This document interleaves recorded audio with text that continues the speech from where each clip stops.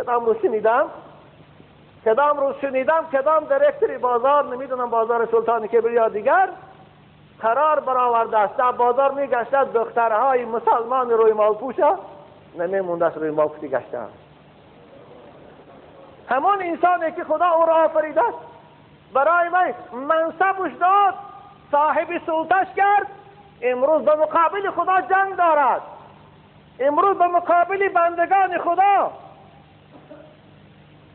جنگ دارد. خدایی که او را از 2 قطره آب جوانی زیباش که خواه جوان از خواه زنک من نمیدونه کی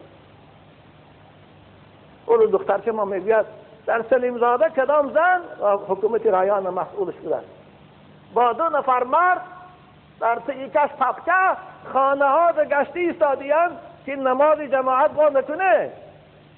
رمضان آمده است با خانه ها در جمع شده تراویح نخوانید، نماز نیست.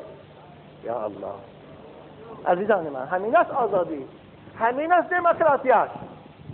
مگر با عصب ما مسلمان ها ویران نمی شود؟ مگر با به همین امید دموکراسی ساختیم؟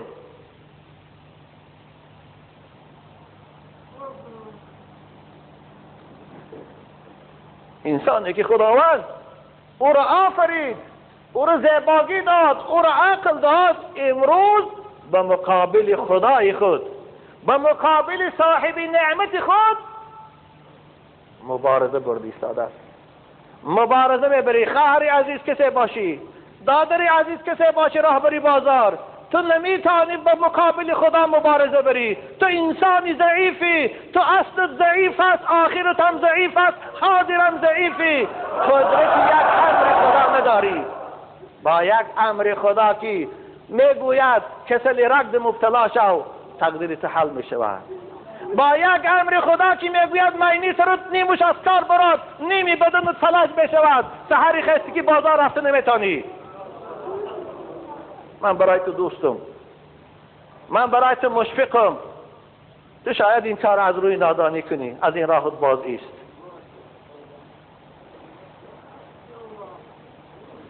من نطفة خلقه فقدره ثم السبیل یسره.